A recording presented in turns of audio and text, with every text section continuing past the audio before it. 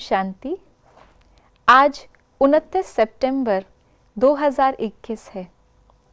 आज बाबा हमें बता रहे हैं कि विदेही बनने से कैसे हम हर प्रकार की हलचल को समाप्त कर सकते हैं, जो हमें न केवल हमारे पुरुषार्थ में लेकिन अंत समय भी एग्ज़ाम में भी काम आएगा।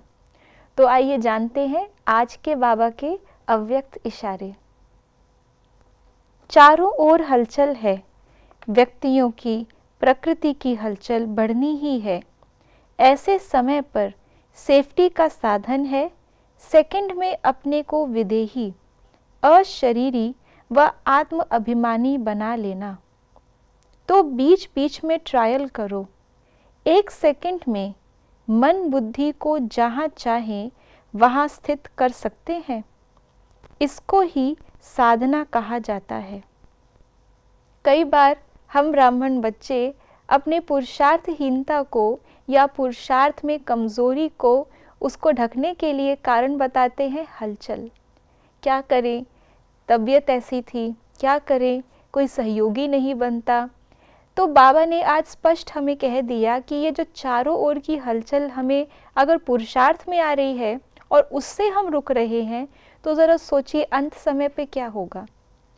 तो बाबा ने कहा कि प्रकृति की हलचल, स्वभाव संस्कार की हलचल, हर प्रकार की अपनी कमज़ोरियों के कारण भी जब हम हलचल में आते हैं, तो जिसके पाँव कमज़ोर है वो कोई डिस्टर्ब ना भी करे तो भी खड़े खड़े गिर जाएगा। तो इसलिए बाबा ने कहा कि हमें इन सब हलचल को अगर समाप्त करना है तो उसका जो साधन है, युक्ति है, वो है अपने आप को विदेही स्थिति में स्थित करना। इसका मतलब ये नहीं है कि हम स्थित हो जाएंगे तो बाहर की हलचल ख़त्म हो जाएगी। हलचल तो बढ़नी है, लेकिन हम पर उस हलचल का प्रभाव नहीं होगा। और इसके लिए आज बाबा ने एक शब्द यूज़ किया जिसको हम अक्सर करके यूज़ तो करते हैं, परंतु गहराई से उसका अर्थ हम नहीं समझ पाते। और वो शब्द है साधना। साधना का हम समझते हैं मीनिंग एक तो तपस्या है, लेकिन साधना का मीनिंग तपस्या क्यों है? साधना का अर्थ होता है जैसे किसी लक्ष्य के ऊपर अपना तीर साधते हैं, यानी कि निशाना लगाते हैं। ऐसे ही अपने मन और बुद्धि को हम अपनी उस विदेही स्थिति में टिका सकें, उसको वहाँ स्थित कर सकें, वो है साधना। तो जो भी हम पुरुषार्थ कर रहे हैं अर्थात साधना कर रहे हैं, उसका लक्ष्य क्या होना चाहिए?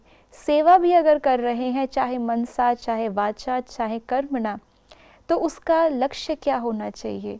जब बनना ही विदेही है, लक्ष्य ही विदेही बनना है, तो उसी लक्ष्य के प्रति अपने हर संकल्प को, अपने हर कर्म को, हर चीज़ को, पुरुषार्थ को हम साधें।